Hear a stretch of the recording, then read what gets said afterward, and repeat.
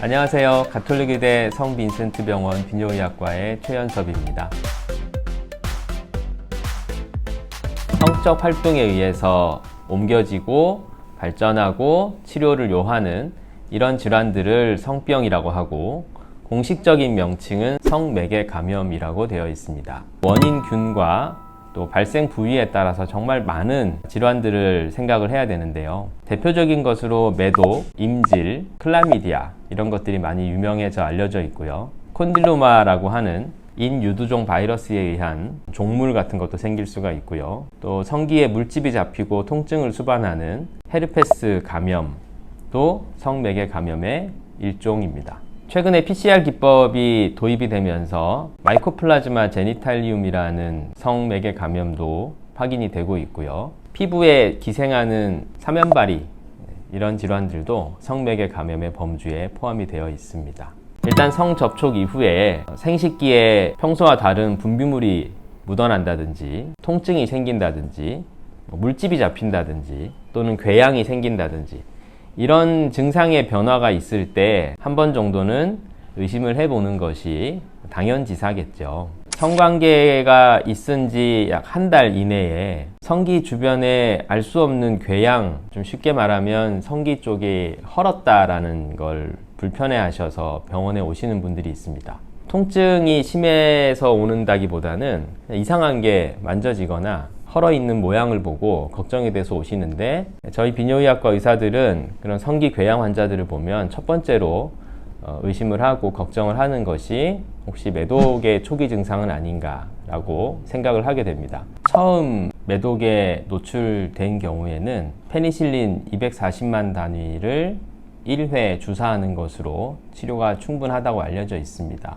그런데 재발을 했거나 예전에 매독에 대한 노출 과거력이 불분명하다거나 어느 정도 진행된 매독인 경우에는 페니실린 주사를 1주 간격으로 3번에 걸쳐 맞으셔야 되는 경우가 있습니다. 이 성기 궤양은 시간이 지나면 또 자연적으로 소실이 됩니다.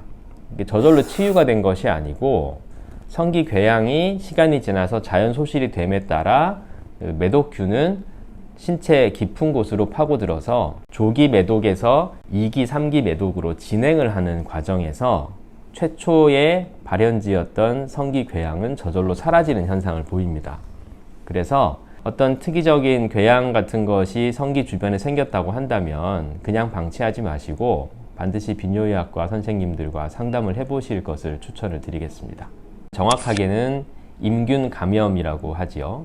또는 임균 요도염이라고도 합니다. 임균이 요도에 침범을 해서 염증을 일으키고, 그거에 따라서 요도에 분비물이 생기고, 소변을 볼 때 남자들 같은 경우는 상당한 통증을 수반을 합니다. 세프트리악손이라는 성분의 주사를 맞으시는 것으로 임균 감염 치료를 하고 있는데요.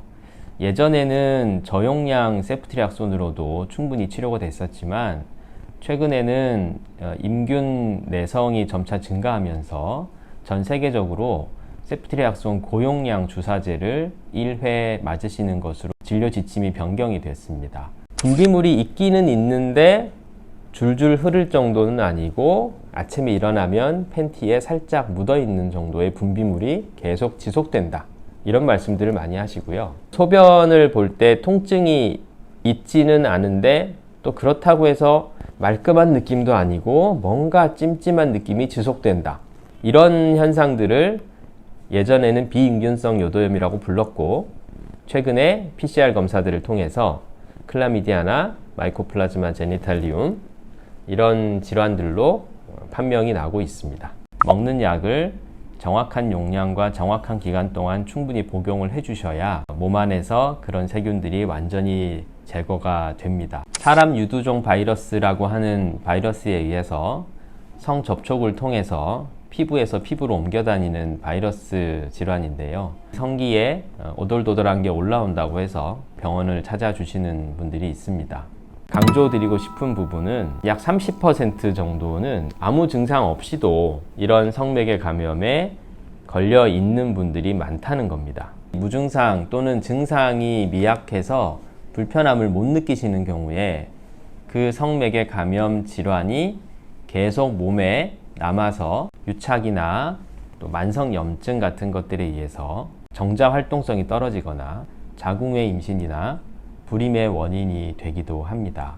또 인유두종 바이러스 같은 여러 바이러스들이 특정 타입의 바이러스들은 자궁경부암이나 남성 생식기의 편평세포암을 유발할 수가 있습니다. 그래서 성적으로 활발한 건강한 성인 남녀분들은 꼭 한 번씩 성매개 감염 질환을 체크해 보시는 것이 필요하겠습니다. 성매개 감염 치료의 가장 중요한 원칙 중에 하나는 고정된 파트너가 있으실 경우에는 반드시 두 분이 같이 치료를 하시는 겁니다. 한 분만 치료하시고 다음에 또 다른 성 접촉을 이어나간다면 탁구 칠 때 공이 왔다 갔다 하는 것처럼 핑퐁 감염이라고 해서 두 분의 파트너 사이에 성매개 감염균이 계속 옮겨다니면서 치료가 되지 않는 경우도 있습니다. 어느 한 분께서 성매개 감염이 진단이 된다면 반드시 두 분이 같이 병원을 찾아주시고 검사하시고 치료를 동시에 받으실 것을 추천드리겠습니다. 혈액검사에는 매독이나 인간 면역 결핍 바이러스, HIV라고 하죠. 이런 검사들을 시행을 할 수가 있고요. 소변 검사는 처음에 나오기 시작하는 소변들을 잘 캐치해서 받으면 임질, 클라미디아, 마이코플라즈마와 같은 다양한 원인균들을 증상이 없더라도 PCR이라는 최신 기법을 통해서 밝혀낼 수가 있습니다. 피부에 통증이나 물집이나 가려움증이 지속된다고 할 때는 피부에 존재하는 세균이나 바이러스들을 찾는 검사들을 통해서 역시 쉽게 진단할 수가 있겠습니다. 여성분들의 경우에는 질분비물을 채취를 해서 검사를 보내면 쉽게 성매개 감염 여부를 확인할 수가 있습니다. 고령화 사회가 되면서 연세가 많으신 노인분들에서도 성매개 감염 질환들을 심심찮게 만날 수가 있고요. 아직 성적으로 미숙하고 성 지식이 충분하지 않은 청소년들에게 성매개 감염도 많이 발견이 되고 있습니다. 무증상 성매개 감염도 있다는 사실도 충분히 인지하시고 정기적인 검진과 정확한 치료를 통해서 건강한 성생활을 유지하셨으면 좋겠습니다.